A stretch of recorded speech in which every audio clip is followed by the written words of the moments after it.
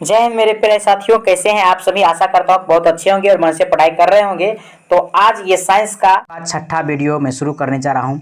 इससे पहले मैं मोटिवेशनल लाइन के साथ शुरू करना चाहता हूँ कि अपने साहस को हमेशा सूर्य की तरह उज्जवल रखिए, पूरी दुनिया आपके पीछे रहेगी।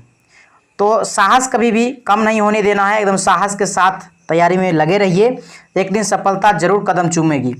चलिए शुरू करते हैं। आज का पहला क्वेश्चन हम शुरू करते हैं। सबसे पहले समझना पड़ेगा कि ये आखिर ये कहाँ से लिया गया है तथ्य है।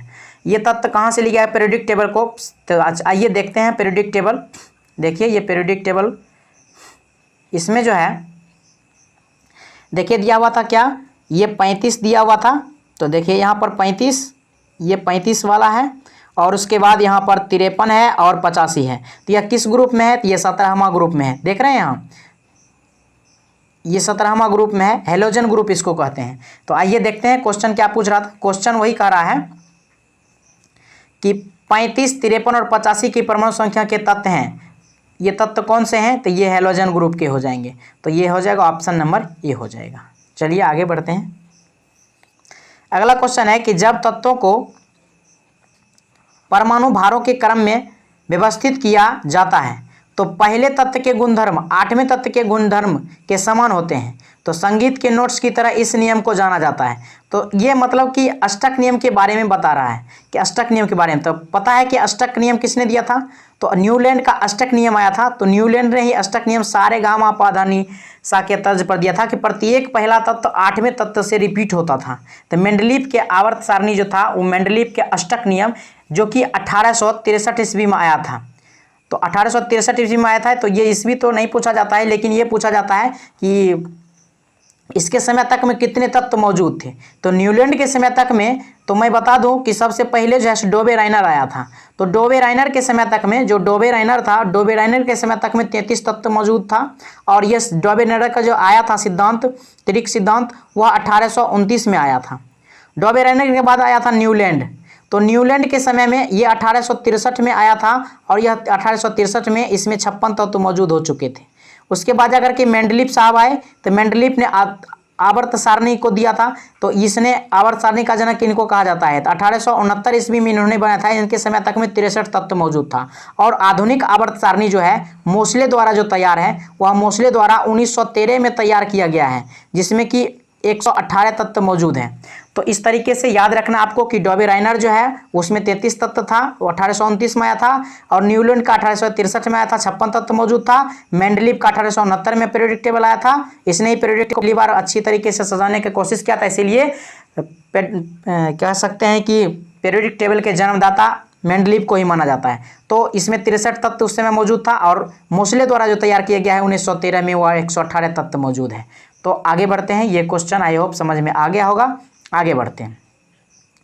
अगला क्वेश्चन है कि सभी बाहरी ऑर्बिट में डैश इलेक्ट्रॉन की संख्या एक समान होती है। तो देखिए इसमें कह रहा है कि सभी बाहरी ऑर्बिट में इलेक्ट्रॉन की संख्या समान, और इलेक्ट्रॉन की संख्या समान तभी हो सकता है जब एक ही वर्ग के परमाणु हो। तो आइए देखते हैं। जैसे देखिए आर्गन और पोटेशियम, आर्गन का होता है 18, पोटेशियम का होता है 19। ये एक वर्ग में तो आ ही नहीं सकता है, क्योंकि इसके लिए या तो 8-8 का अंतर होना चाहिए, या तो 18-18 का अंतर होना चाहिए, या तो फिर 32 का अंतर होना चाहिए, या फिर 2 का अंतर होना चाहिए। तो यानी कि 2, 8, 18, 32 इस तरीके से यदि अंतर रहता है इस दोनों के बीच में तो हो सकता था। तो इसमें आर्गन और पोटेशियम में तो हो नहीं सकता है। उसके बाद देखिए आगे क्या है, ऑक्सीजन है। ऑक्सीजन 8 होता है, फ्लोरीन 9 होता है, और हीलियम 1 होता है, हाइड्रोजन 2 होता है। तो इसके बीच में भी तो अंतर उतना ही है। तो ये कौन सा हो सकता है, इसका ऑप्शन नंबर डी हो सकता है। आइए देखते हैं पीरियोडिक टेबल में भी देखते हैं कि वो कहाँ पर है। तो पीरियोडिक टेबल में देखिए यहाँ पर दिया हुआ है कौन कौन से तत्व था। पहले देखिए आर्सेनिक इसमें दिया हुआ था, कौन सा था, आर्सेनिक था और बिस्मथ था। तो इसमें देखिए आर्सेनिक कहाँ पर है, तो आर्सेनिक देखते हैं। आर्सेनिक जो है 33 नंबर पर होता है। तो 33 नंबर पर देखिए यहाँ है, और उसी में जो है बिस्मथ 83 नंबर पर है। तो इस तरीके से देख रहे हैं कि एक ही ग्रुप में है, क्या है, एक ही ग्रुप में है। तो एक ही ग्रुप में होने के कारण इसमें परमाणु बाह्यतम कक्षा के जो इलेक्ट्रॉन होते हैं वो क्या होते हैं, बराबर होते हैं। चलिए आगे बढ़ते हैं, अगला क्वेश्चन देखते हैं। अगला क्वेश्चन देखिए क्या कर रहा है। अगला क्वेश्चन कह रहा है कि आधुनिक आवर्त सारणी में परमाणु संख्या वाले तत्व 11 से 18 में रखे जाते हैं। मतलब पूछ रहा है कि 11 से 18 तक में किस आवर्त में, मतलब किस आवर्त में ये रखा जाता है। तो 11 से 18 तक देखिए पीरियोडिक टेबल में पीरियोडिक टेबल में देखते हैं 11 से 18 तक में कौन से आते हैं। देखिए तो ये पहला आवर्त, दूसरा आवर्त और तीसरा आवर्त यहाँ देख रहे हैं, ये पहला आवर्त है, ये दूसरा है और ये तीसरा है। तो देख लीजिए यहाँ पर सोडियम 11 से लेकर के यहाँ आर्गन 18 तक किस आवर्त में है, तो ये पहला, दूसरा और तीसरा, तो ये तीसरा आवर्त। तो इसका आंसर क्या हो जाएगा, तीसरा आवर्त हो जाएगा। क्वेश्चन में देखिए वही पूछ रहा था कि आधुनिक आवर्त सारणी में परमाणु संख्या 11 से 18 तक किस में रखा जाता है, तो ये तीसरा आवर्त में रखा जाता है। आई होप कि समझ में आ गया होगा। आगे बढ़ते हैं, अगला क्वेश्चन देखिए, करा के नीचे दिए गए वर्गीकरण में से कौन सा परमाणु द्रव्यमान के आधार पर था। तो देखिए यदि आपको पूछ दे कि परमाणु द्रव्यमान के अनुसार, तो जितने भी मोस्ले इसमें से सिर्फ हट जाएगा, क्योंकि मोस्ले जो दिया था वो परमाणु एटॉमिक नंबर के आधार पर दिया था। ठीक है, एटॉमिक नंबर के आधार पर दिया था, एटॉमिक नंबर के आधार पर दिया था, इसीलिए ये जिसमें मोस्ले नहीं होगा उस आंसर हो जाएगा। तो देखिए इसका ऑप्शन नंबर सी में मोस्ले नहीं है, बाकी सभी में, पहला में भी मोस्ले है, दूसरे में भी मोस्ले है और तीसरे में भी मोस्ले है, इसलिए इसका आंसर क्या हो जाएगा, डोबेरेनर। क्योंकि मोस्ले द्वारा जो दिया गया था, मोस्ले द्वारा एटॉमिक नंबर के आधार पर दिया गया था, इसीलिए मोस्ले को छोड़ करके बाकी सब परमाणु द्रव्यमान के आधार पर ही सजाया था। इसमें कहा कि नीचे दिए गए वर्गीकरण में कौन सा परमाणु द्रव्यमान के आधार पर था, तो सिर्फ मोस्ले को छोड़कर बाकी सभी जो डोबेरेनर, न्यूलैंड, मेंडलीफ, ये सब परमाणु द्रव्यमान के आधार पर ही सजाया था। चलिए आगे बढ़ते हैं, अगला क्वेश्चन है। अगला क्वेश्चन है कि डैश तत्व में सबसे बड़ा अणु है। तो कौन से तत्व में सबसे बड़ा अणु है, तो इसमें हो जाएगा, देखिए इसमें सबसे पहले पीरियोडिक टेबल निकालते हैं और उसमें देखते हैं कि क्या इसका रूल क्या है बड़ा और छोटा का। तो देखिए इसमें सबसे पहले आपको समझना पड़ेगा कि ये जब तत्व इधर से बाईं से दाईं ओर जाते हैं तो परमाणु का आकार धीरे धीरे क्या हो जाता है, छोटा हो जाता है, परमाणु का आकार छोटा हो जाता है। और जब नीचे से ऊपर की ओर ऊपर से नीचे की ओर आते हैं तो ऊपर से नीचे की ओर आने पर बढ़ता है, क्योंकि बाएं से दाएं जाने पर बढ़ता है, तो ऊपर से नीचे आने पर क्या होता है, यहाँ घटता है, सॉरी, बाएं से दाएं जाने पर घटता है, तो ऊपर से नीचे आने पर बढ़ेगा। तो इस प्रकार से देखिए उसमें ऑप्शन में क्या कह रहा था, कौन कौन से तत्व दिया हुआ था। तो इसमें से दिया हुआ था, देखिए सबसे पहले तो यहाँ पर दिया हुआ है हाइड्रोजन, हाइड्रोजन के बाद है फ्लोरीन और है लिथियम, उसके बाद है ऑक्सीजन। तो देखिए इसमें से कौन सा, फ्लोरीन और ऑक्सीजन, ये तो कहाँ पर है, देखिए फ्लोरीन और ऑक्सीजन। तो इसमें फ्लोरीन और ऑक्सीजन यहाँ पर है, फ्लोरीन 9 पर और ऑक्सीजन 8 पर। तो इसमें से देखिए, और यहाँ पर जो है हाइड्रोजन, तो हम जानते हैं कि इधर से इधर जाने पर क्या होता है, घटता है। तो ये देखिए दूसरे आवर्त में ये आगे चला गया, तो ये तो घट गया होगा आकार। तो सबसे ज़्यादा कहाँ पर होगा, यह लिथियम में ही होगा। हाइड्रोजन चूंकि ऊपर से नीचे आने पर बढ़ता है, तो ये हाइड्रोजन छोटा होगा और लिथियम उससे भी बड़ा होगा। तो इसमें से देखिए हाइड्रोजन छोटा हो गया, ऑक्सीजन छोटा हो गया और उसके बाद फ्लोरीन छोटा हो गया, तो कौन सा बचा, लिथियम बचा, जो कि वही आंसर होगा। ठीक है, तो क्वेश्चन में देखिए वही आंसर होता लिथियम। तो इसका आंसर क्या हो जाएगा, ऑप्शन नंबर सी हो जाएगा। आगे बढ़ते हैं, देखिए अब पूछ रहा था कि न्यूलैंड ने उस समय तक ज्ञात तत्वों को अपने अष्टक वाली आवर्त सारणी में व्यवस्थित किया था। मतलब पूछ रहा है कि न्यूलैंड के समय में कितने तत्व मौजूद हैं। तो हमने बता दिए हैं कि डोबेरेनर के समय में 33 था, न्यूलैंड के समय में 56 तत्व अवेलेबल था, और मेंडलीफ के समय में 63 तत्व हो चुका था, और मोस्ले के समय में 118 तत्व हो चुका था। इस प्रकार से याद रखिएगा। आगे बढ़ते हैं, अगला क्वेश्चन है कि निम्नलिखित में से कौन सा एक अधातु है। तो देखिए अधातु कह रहा है, तो आइए देखते हैं पीरियोडिक टेबल में अधातु कहाँ पर रखा गया है। तो पीरियोडिक टेबल में देखिए अधातु जो है सो ये जिगजैग लाइन दिख रहा है, ये जिगजैग लाइन ये उपधातु है। ठीक है, ये उपधातु के अलावा इधर जो भी आएगा इस पार में, ये सब उपधातु के इस पार में दाहिनी साइड में जो भी आएगा ये सब अधातु होगा, बाकी इधर सब धातु होगा। ठीक है, तो इस प्रकार से देखिए ऑप्शन में क्या था, ऑप्शन में देखने के बाद पता चलेगा। तो इसमें क्या करा था कि निम्नलिखित में से कौन सा अधातु है। तो देखिए एल्युमिनियम तो धातु है, लोहा भी धातु है, अजस्ता भी धातु है। तो इसमें से नाइट्रोजन क्या हो जाएगा, नाइट्रोजन 7 नंबर पर है, जो कि जिगजैग लाइन के इस पार में था। ठीक है, तो इस प्रकार से ये नाइट्रोजन क्या हो जाएगा, नाइट्रोजन अधातु हो जाएगा। चलिए आगे बढ़ते हैं, अगला क्वेश्चन है ऑक्सीजन के संबंध में हैलोजन समूह का अधिकतम संयोजकता कितनी होती है। देखिए ऑक्सीजन के संबंध में हैलोजन की समूह का जितने भी मतलब तत्व होते हैं उसमें आपको याद रखना है कि 7 संयोजकता होता है। हमेशा क्या होता है, 7 संयोजकता, ये हमेशा याद रखिए। ठीक है, या कभी कभी ये पूछ लेता है कि ऑक्सीजन के संदर्भ में क्लोरीन की संयोजकता कितनी होती है। तो इसमें आपको याद रखना है कि 7 ही होता है। मतलब हैलोजन ग्रुप का जो भी आएगा उसके अधिकतम संख्या कितना होगा, 7 होगा। आगे बढ़ते हैं, अगला क्वेश्चन है आधुनिक आवर्त सारणी में आवर्त डैश और डैश में कोई उपधातुएं शामिल नहीं होती है। तो देखिए दिया हुआ है पहला और 7वां, पांचवा और छठा, पहला दूसरा, दूसरा तीसरा। तो आइए देखते हैं पीरियोडिक टेबल में कौन में नहीं है शामिल उपधातु। तो देखिए यहाँ पर देखिए हाइड्रोजन है, इधर हीलियम है। यहाँ पर देखिए उपधातु है नहीं, उपधातु दूसरे आवर्त से शुरू होता है। कहाँ से? तो ये बोरॉन से शुरू होता है। बोरॉन है, सिलिकॉन है, गैलियम है, जर्मेनियम है, आर्सेनिक है, एंटीमनी है, टेलुरियम है, पोलोनियम है। ठीक है, इस तरीके से ये 7 उपधातु होते हैं।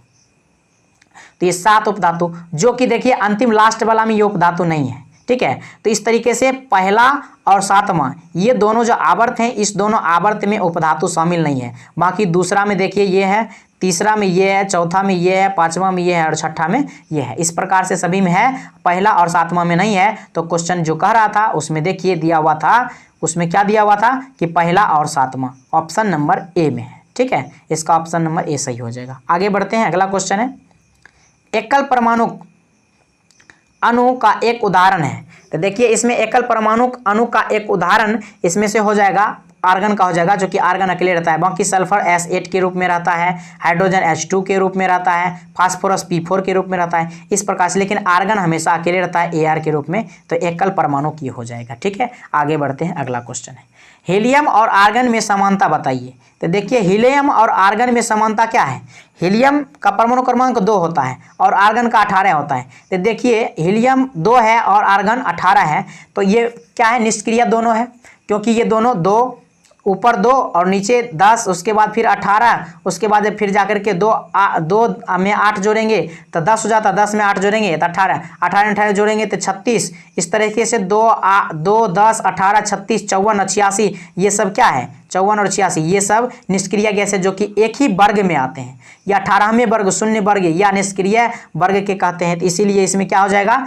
इसमें हो जाएगा कि इसके जैसे दोनों का बाह्यतम कोष में जैसे पूर्ण भरा हुआ है, यानी कि इसमें 2 है और इसमें 18 है, जो कि कोष पूरा किया हुआ है। चलिए आगे बढ़ते हैं, अगला क्वेश्चन है। अगला क्वेश्चन है कि समूह डैश में निष्क्रिय गैसें होती है। तो समूह 18 में निष्क्रिय गैसें होती है। अगला क्वेश्चन देखिए ऑक्सीजन, सल्फर और सेलेनियम के तत्व परमाणु आकारों का सही क्रम क्या है? तो इसमें देखिए सबसे बड़ा कौन है? तो सबसे बड़ा इसमें हो जाएगा ऑप्शन नंबर कितना हो जाएगा? आपका ऑप्शन नंबर डी हो जाएगा। सबसे बड़ा ये है, उसके बाद ये सल्फर आएगा, उसके बाद जाकर के ऑक्सीजन आता है। ठीक है, तो इस प्रकार से क्रम में सजाने के लिए कह रहा था, तो इस तरीके से आप लगा सकते हैं। ठीक है, आगे देखिए न्यूलैंड की तालिका में डैश का हेलोजन के साथ रखा गया था। तो न्यूलैंड के समय में किसको रखा गया था? तो न्यूलैंड के समय में जो है वह कोबाल्ट और निकेल को एक साथ रख दिया था, और इसीलिए क्या हो गया? न्यूलैंड का स्टक नियम जो था वो फेल हो गया था। ठीक है, तो यहाँ कोबाल्ट और निकेल को एक ही साथ रख दिया गया था। ठीक है, जबकि इसका जो गुण आयरन से मिलता जुलता था, तो उसके साथ रखना था, लेकिन कोबाल्ट और निकेल को एक साथ रख दिया गया था, इसीलिए भी फेल हो गया था। आगे बढ़ते हैं, अगला क्वेश्चन क्या है? अगला क्वेश्चन है कि धातुओं का व्यापक उपयोग होता है, किसमें होता है? तो धातुओं का जो व्यापक उपयोग है वह व्यापक उपयोग होता है खाद्य सामग्रियों में। ठीक है, तो ये खाद्य में हो जाएगा। जैसे हो गया अधातु, जैसे नाइट्रोजन हो गया। ठीक है, अधातु का व्यापक उपयोग कहाँ? तो जैसे नाइट्रोजन हो गया या फिर फास्फोरस हो गया, ये सब क्या है? उपधातु, और ये सब का प्रयोग क्या करते हैं? खाद में करते हैं। ठीक है, आगे बढ़ते हैं, अगला क्वेश्चन है निम्नलिखित में से किस गैस का मान कैलोरी मान सबसे अधिक होता है? तो कैलोरी मान हाइड्रोजन का सबसे अधिक होता है, और कभी कभी पूछा जाता है कि हाइड्रोजन का कैलोरी मान कितना होता है? तो याद रखिएगा 150 किलो जूल प्रति ग्राम, यानी 1 ग्राम हाइड्रोजन में 150 किलो जूल होगा। तो 150 किलो जूल होगा, इतना अधिक होता है। तो इसमें क्या हो जाएगा? ऑप्शन नंबर ए हो जाएगा कि किस गैस का ऊर्जा मान कैलोरी में सबसे अधिक है? तो हाइड्रोजन का होता है। ठीक है, ये मान याद रखिएगा। आगे बढ़ते हैं, अगला क्वेश्चन है, कहता है कि आधुनिक आवर्त सारणी में डैश की स्थिति के संबंध में असंगति है, क्योंकि इसके पहले पीरियड के पहले समूह 17वें समूह में रखा जा सकता है।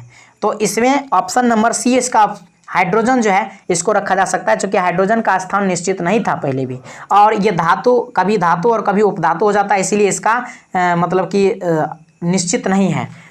तो इसको रखा जा सकता है पहले पीरियड में, और 17वें समूह में भी रखा जा सकता है। इस तरह के से हाइड्रोजन इसका आंसर हो जाएगा। चलिए आगे बढ़ते हैं, अगला क्वेश्चन है कि एक तत्व का इलेक्ट्रॉनिक विन्यास 2 8 6 है।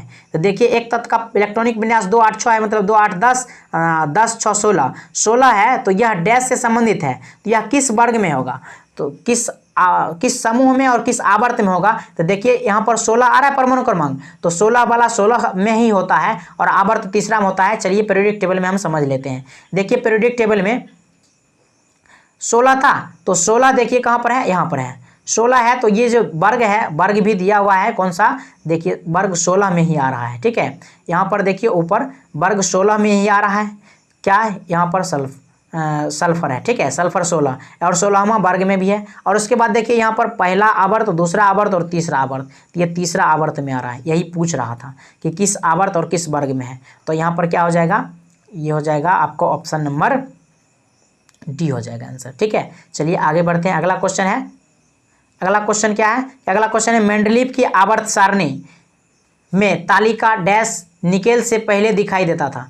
तो निकेल से पहले कौन सा, निकेल से पहले जो है कोबाल्ट दिखाई देता था। कोबाल्ट का परमाणु क्रमांक कितना होता है, ये 27 होता है, और निकेल का परमाणु क्रमांक कितना होता है, 28 होता है। तो ये 28 से पहले ये कोबाल्ट दिखाई देता है। ठीक है, तो इस प्रकार से ये 20 क्वेश्चन का सीरीज पूरा हुआ। आशा करता हूँ कि आपको अच्छा से समझ में आया होगा। यदि कहीं कोई क्वेश्चन में दिक्कत रहा हो तो आप कमेंट बॉक्स में ज़रूर बताएं, और अच्छा लगा हो तो लाइक शेयर एंड कमेंट जरूर करें, और अपने दोस्तों में ज़रूर इसे बताने की मतलब शेयर करने की कोशिश करें। तो आज की वीडियो में इतना ही रहने देते हैं। जय हिंद, जय भारत।